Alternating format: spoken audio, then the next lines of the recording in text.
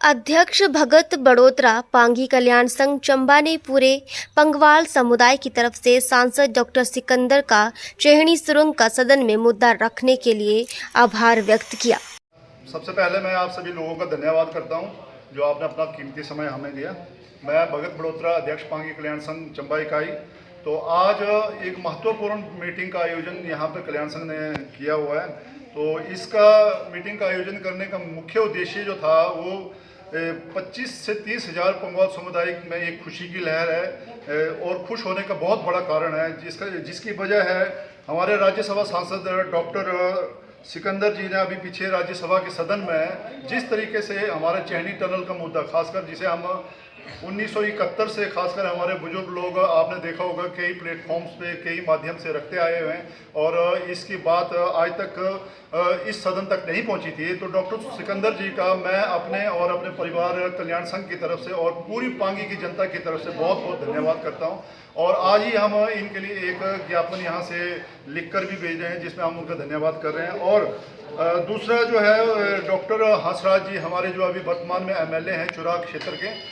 तो इन्होंने अभी पीछे हाल ही में दिल्ली में जाकर नितिन गडकरी जी से जो कि हमारे राजपथ मंत्री हैं उनसे भी इस मुद्दे को बहुत ही ज़बरदस्त तरीके से हाईलाइट किया था और उन्होंने भी इसमें खासकर चेहनी टनल के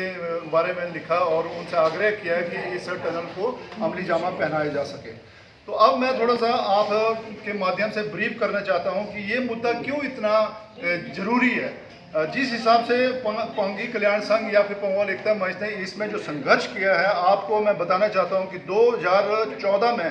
जब इसके लिए भारत सरकार ने एक प्री फिजिबिलिटी रिपोर्ट के लिए एक आयोग की तैयारी की थी, तो उसमें उन्होंने इसकी जो प्री फिजिबिलिटी रिपोर्ट तैयार करके भारत सरकार को सौंपी थी कि उससे कहा था कि एक डिटेल प्रोजेक्ट रिपोर्ट भारत सरकार को सबमिट की जाए जिसके तहत ये जो हमारा द्रम्मण सियोंता चुवाड़ी चंबा से लेकर तीसा और पांगी किलाड़ को जोड़ने वाला जो राष्ट्रीय राजमार्ग है इसको स्वीकृत करने के लिए 1900 करोड़ रुपए उस टाइम 2018 की जो रिपोर्ट्स है उसके मुताबिक इसका बजट प्रावधान में रखा गया था। उसके बाद देहरादून की एक LKT कंपनी को इस जोत के लिए सर्वे करने का काम दिया था प्री फिजिबिलिटी रिपोर्ट बनाने के लिए, जिसको उन्होंने 5 करोड़ 73 हज़ार रुपये खर्च करने के बाद भारत सरकार को सौंपा था और भारत सरकार ने उसके बाद इस राष्ट्रीय राजमार्ग को अपने संज्ञान में लिया था। कहने का मतलब है कि इस राष्ट्रीय राजमार्ग को भारत सरकार के द्वारा एक राष्ट्रीय राजमार्ग की स्वीकृति मिल चुकी है, लेकिन अफसोस की बात यह है कि अभी तक इसमें भारत सरकार की तरफ से पैसा सैंक्शन नहीं हुआ, जिसकी वजह से इसका काम अभी तक स्टार्ट नहीं हो पाया है। आप देखते होंगे कि 2021 में भी जब हमने पत्राचार किया था उस टाइम के यूनियन मिनिस्टर अनुराग ठाकुर जी को, तो उन्होंने भी देखिए ये चिट्ठी हम यहाँ पे आपको दिखा रहे हैं, तो उन्होंने भी नितिन गडकरी जी से प्रार्थना की थी कि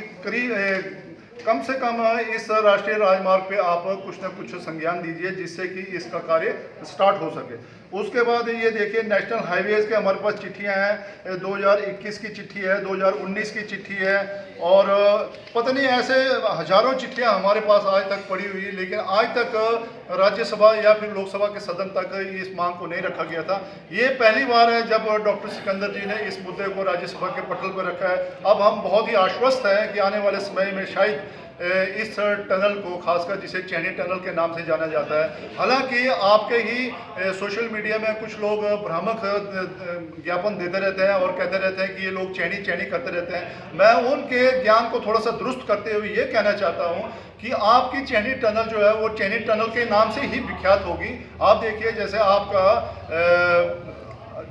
बात करते हैं जैसे रोहतांग टनल की, तो रोहतांग टनल का नाम जो पहले सरकार ने प्रपोज किया था वो रोहतांग टनल ही था, भले ही बाद में वो 27 किलोमीटर वहाँ से नॉर्थ पोर्टल में जाके बनी थी, वो रोहतांग